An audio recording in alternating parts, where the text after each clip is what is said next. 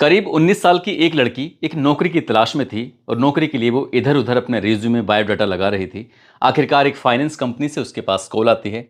लड़की वहां जाती है, इंटरव्यू देती है और इंटरव्यू में उसका सिलेक्शन हो जाता है। जो उसने इंटरव्यू में वादा किया था कि वो पूरी शिद्दत पूरी ईमानदारी से कंपनी में काम करेगी, ठीक वैसे ही करके दिखाती है। उसका काम उस कंपनी के मालिक को इतना पसंद आता है कि उस लड़की की छोटी से छोटी बातों का भी ख्याल रखा जाता था। न जाने कब उस कंपनी के मालिक, जो कि शादीशुदा होता है, उस लड़की से प्यार हो जाता है और उसके साथ वो एक शारीरिक संबंध भी बनाने लगता है। ये बीते बीते समय लगभग 10 साल का समय बीत जाता है। आखिरकार इन दोनों के बीच में जो मालिक होता है, साथ ही वो जो लड़की होती है, उसके बीच में एक तीसरे शख्स की एंट्री हो जाती है। जैसे ही तीसरे शख्स की एंट्री होती है तो यहाँ पर एक कत्ल होता है। कत्ल भी बहुत भयानक रूप में होता है। शव के टुकड़े किए जाते हैं और सूटकेस में पैक कर दिए जाते हैं और ये सूटकेस चलकर लगभग 972 किलोमीटर दूर जाकर पहुंच जाता है। इस घटनाक्रम का जब खुलासा होता है, न केवल जहां सूटकेस मिलता है वहां, बल्कि जहां से चलता है वहां, दो प्रदेशों में इस घटनाक्रम की गूंज फैल जाती है। आज की इस कहानी को सुनने के बाद आप लोग भी सोचने पर मजबूर हो जाएंगे, दंग रह जाएंगे कि कुछ ऐसे रिश्ते जो जानबूझकर बनाए जाते हैं, उसकी वजह से कितनी व्यवस्थाएं, विपत्तियां ये बिगड़ सकती हैं, खराब हो सकती हैं। आदाब, नमस्कार, सत श्री अकाल। मैं उस्मान सैफी। आज की जो सच्ची घटना मैं आपको सुनाने जा रहा हूं, ये सच्ची घटना है राष्ट्रीय राजधानी क्षेत्र दिल्ली का एक इलाका है, मॉडल टाउन। दरअसल बात कर रहा हूं 13 नवंबर 2020 की। एक व्यक्ति जो कि फाइनेंसर कंपनी का मालिक होता है, जिसका नाम नीरज गुप्ता होता है, जो कि अचानक से लापता हो जाता है। अगले दिन यानी कि दीपावली का त्यौहार है और घर वाले जब परेशान हो जाते हैं, खासकर उसकी पत्नी अंचल गुप्ता ने अपने हर किसी मिलने वाले से और जो जो उस कंपनी में काम करता है, उन सब से पूछताछ करने की कोशिश की कि नीरज गुप्ता का कहीं अता पता नहीं है। और उनका 13 नवंबर 2020 से नंबर भी बंद आ रहा है। आखिरकार संपर्क हो तो कैसे हो। उनके खास दोस्त होते हैं जिनका नाम मनदीप मित्तल होता है। बात वहां तक पहुंचती है, मनदीप मित्तल कहता है कि भाभी जी, आप बिल्कुल भी परेशान मत हो, मैं अपने दोस्त को हर हाल में ढूंढ कर लेके आऊंगा। बात ढूंढ कर लाने की थी। आखिरकार मनदीप मित्तल जब थक जाता है, हार जाता है और वो उसके हर संभव जो प्रयास थे वो सब विफल हो जाते हैं, तो वो नज़दीकी पुलिस स्टेशन पहुंच जाता है और वहां जाने के बाद कहता है कि साहब, मेरा दोस्त है जिसकी उम्र आज की तारीख में लगभग 46 साल के आसपास है, 46 ईयर का वो है, और वो अचानक से लापता हो गया है, गुम हो गया है। मैंने उसे हर जगह तलाश करने की कोशिश की लेकिन वो मिल नहीं रहा है। क्या आप उसे ढूंढने में हमारी मदद करेंगे? जैसे ही बात मदद की आती है, पुलिस कहती है कि आप चिंता ना करो, हम उसे ढूंढेंगे, उसको तलाश करेंगे। आखिरकार 13 तारीख को वो गायब होता है। 14 नवंबर को उसकी गुमशुदगी दर्ज की जाती है। 15 नवंबर, 16 नवंबर, 17 नवंबर, इस तरह से एक एक करके दिन गुजरने लगते हैं, लेकिन उसके बारे में कोई अता पता नहीं चलता है। आखिरकार 18 नवंबर 2020 की ये बात है। पत्नी अंचल गुप्ता पुलिस स्टेशन जाती है। पुलिस स्टेशन जाने के बाद कहती है कि साहब, मुझे ऐसा लगता है कि हमारी कंपनी में एक लड़की है, काम करती है, जिसका नाम फैसल पठान है। वो लड़की ना तो संपर्क कर रही है, जबकि हमारी हर छोटी से छोटी बातों का ख्याल रखती थी। वो आती थी, जाती थी, सारे सब कुछ, लेकिन उसके बारे में कोई, जब से वो गायब हुए हैं तब से उसने उन्हें जानने की कोशिश नहीं की है।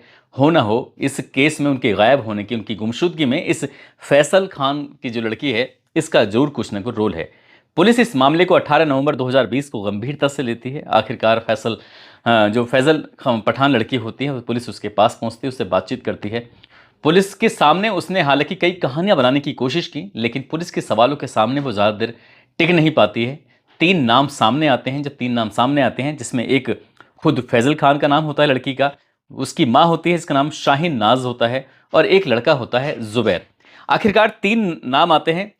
पुलिस इन तीनों को ही हिरासत में लेती है, उनसे पूछताछ करती है, उनसे बातचीत करती है, और बातचीत करने के बाद ये पता चलता है कि लगभग अब से इस व्यक्ति के गायब होने से 10 साल पहले इस फैजल खान नाम की लड़की ने इसकी कंपनी में नीरज गुप्ता की में आवेदन किया था, अप्लाई किया था, और अप्लाई करने के बाद यहाँ वो अपना काम पूरी शिद्दत, पूरी ईमानदारी से करती थी, और ईमानदारी से काम करते करते कब वो बॉस के इतने नज़दीक पहुंच जाती है कि बॉस के बीच में और उसके बीच में दोनों की फिजिकल रिलेशन बन जाते हैं। वो उसको ऐसा रखता था जैसे पति और पत्नी की तरह।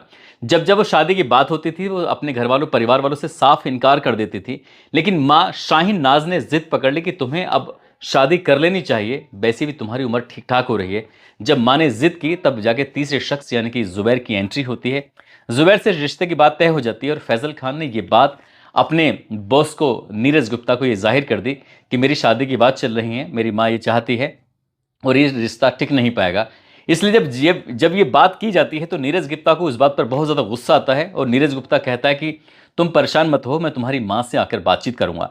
आखिरकार Neeraj Gupta Adarsh Nagar cable park extension में वहां पहुंच जाता है जहां पर फैजल खान अपनी माँ शाहीन नाज के साथ रह रही थी। वहां जाने के बाद बातचीत का सिलसिला शुरू ही हुआ था कि उसकी माँ शाहीन नाज को इतना गुस्सा आता है कि वहां पास में एक ईंट पड़ी हुई थी। गुस्से में वो ईंट उठाती है और नीरज गुप्ता के सर में मार देती है।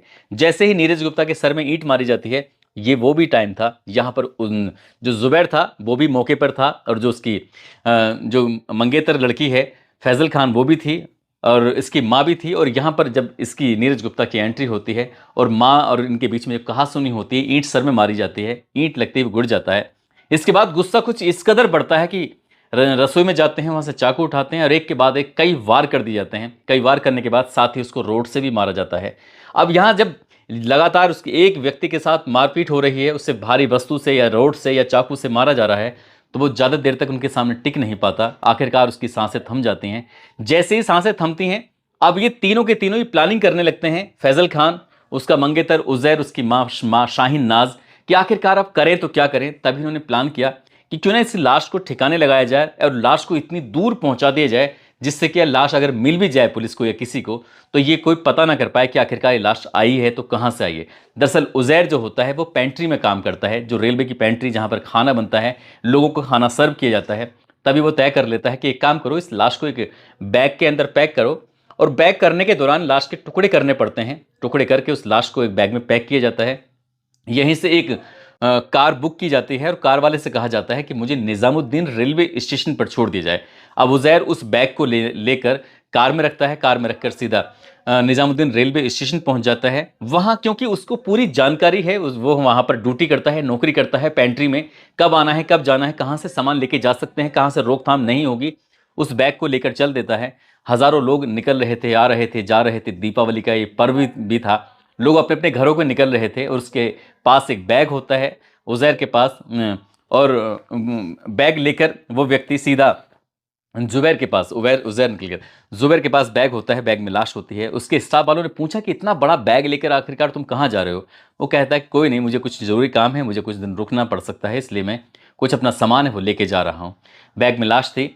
राजधानी एक्सप्रेस जो कि निज़ामुद्दीन रेलवे स्टेशन चलकर सीधा गोवा के लिए जाने वाली होती है, उसी में वो अपना ड्यूटी भी करता है, उसी में वो अपनी बैग को रखता है। बैग के यानी कि सूटकेस के अंदर लाश होती है और लाश रख के वो चल देता है।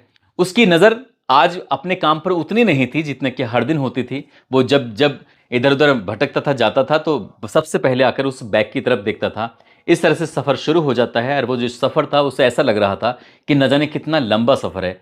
अब दिल्ली राज्य निकल जाता है, उसके बाद और राज्य निकल जाते हैं और गुजरात राज्य आ जाता है। और जैसे ही गुजरात राज्य आता है तो गुजरात में एक जगह लगती है बड़ोदरा, और बड़ोदरा के पास एक जगह है करजन, जो कि बताया जाता है कि भरूच इलाके में ये है। और ये दिल्ली निज़ामुद्दीन रेलवे स्टेशन से लगभग 972 किलोमीटर दूर होता है। और ये 972 किलोमीटर दूर जाकर इस लाश को, इस बैग को फेंक देता है। ये बैग 14 नवंबर को स्थानीय पुलिस को मिल जाता है। और स्थानीय पुलिस को जब 14 नवंबर को मिलता है तो वो पुलिस में हर आसपास के थानों को सूचना देते हैं, पूरे प्रदेश भर में एक मैसेज चलाते हैं कि एक लाश मिली है जो टुकड़ों में है, बैग के अंदर पैक है। तो जो भी इसके बारे में जानकारी देगा उसको उचित नाम दिया जाएगा। गुजरात पुलिस अपने स्तर से प्रयास कर रही थी और दिल्ली पुलिस इस मामले को इतनी गंभीरता से नहीं ले रही थी जितनी गंभीरता से लेना चाहिए था। आखिरकार इस व्यक्ति की, जो व्यक्ति मर चुका था नीरज गुप्ता, उसकी पत्नी ने जाकर एक महिला पर संदेह जाहिर किया। संदेह जाहिर होने के बाद आखिरकार पुलिस सक्रिय होती है। फिर वहाँ की पुलिस से भी संपर्क किया जाता है क्योंकि जिस रास्ते से वो ट्रेन गुजर रही थी उस रास्ते से में इन्होंने कहाँ बैग फेंका था उसके बारे में जब पता निकाला जाता है तो भरूच के इलाके में वो बैग आखिरकार मिल जाता है। पुलिस ने इन तीनों को गिरफ्तार किया। इसमें जुबैर और उसकी मंगेतर फैजल खान और फैजल खान की जो माँ होती है शाहीन नाज, इनको गिरफ्तार किया और गिरफ्तार करने के बाद इनको जेल भेज दिया। इस घटनाक्रम की गूंज 2 राज्यों में फैल जाती है। लोग सोचने पर मजबूर हो जाते हैं कि ये अलग होने के कई और तरीके हो सकते थे, लेकिन उन्होंने जिस तरह से कत्ल करके उसके टुकड़े किए और उसकी पत्नी को बेवा कर दिया, उसके बच्चों को सड़क पर आने के लिए मजबूर कर दिया और खुद की ज़िंदगी भी बर्बाद कर दी। तीनों के तीनों सलाखों के पीछे पहुंच जाते हैं। हालांकि मैंने ये जानने की कोशिश की कि लगभग 4-5 साल इस घटनाक्रम को बीत चुके हैं, इसमें कोर्ट की तरफ से क्या मामला आया है, तो अभी इसमें कोई ज़्यादा अपडेट मिल नहीं पाया। लेकिन इस घटना ने पूरे दिल्ली प्रदेश में हड़कंप मचा दिया था। दोस्तों, इस पूरे घटनाक्रम को सुनाने का उद्देश्य किसी को परेशान करना नहीं है, किसी का दिल दुखाना नहीं है, बल्कि आपको जागरूक करना है, आपको सचेत करना है और आपको बताना है कि कुछ ऐसे रिश्ते होते हैं जो झूठ की बुनियाद पर रखे जाते हैं। यहाँ एक तरह से झूठ ही कहा जाएगा। लड़की वाले हालांकि अपनी ईमानदार से काम कर रही थी, वो ये जानते हुए कि जिसके साथ काम करती है वो एक शादीशुदा व्यक्ति है, उसको बच्चे हैं, उसके बावजूद भी वो उसके साथ रिलेशनशिप में पहुंच जाती है, उसके करीब पहुंच जाती है। और जबकि वो चाहती तो शायद इस रिश्ते को वो ऐसा रिश्ता नहीं बनाती और अपने माँ बाप की मर्जी से हो सकता है शादी वादी कर लेती। अगर उसे रिश्ता बनाना ही था तो वो इतनी जल्दी अपनी माँ की बातों में क्यों आई कि उसने जुबैर से शादी करने के लिए वो तैयार हो गई। दोस्तों, जाते जाते ये महाराष्ट्र की पायल साबले हैं, आज इनका जन्मदिन है। इनको जन्मदिन की ढेरों सारी शुभकामनाएं, बहुत बहुत मुबारकबाद। कुछ लोगों ने नाम लेने की अपील की है, जिसमें जयंत कुमार, यशोदा नरवाते, उमेश मेहरा, ऋषि धानुष, हसन खान, देवा गुज्जर, पृथ्वी, अतीक, सोनू, जिशान, अभिषेक, मोहम्मद दिलावर सैफी, मनीष गुप्ता, कुशल गौर, रवि चंद्रवंशी, सुमित गुप्ता, सर्वेश वर्मा, सुशील यादव, शिवराज सिंह। दोस्तों, आज आज यानी कि चांद रात है और कल यानी कि 31 मार्च 2025 कल ईद उल फित्र का त्यौहार है। आप सभी को ईद की बहुत बहुत मुबारकबाद, बहुत बहुत शुभकामनाएं। आप सब लोग अपना ख्याल रखें, सुरक्षित रहें। जय हिंद, जय भारत।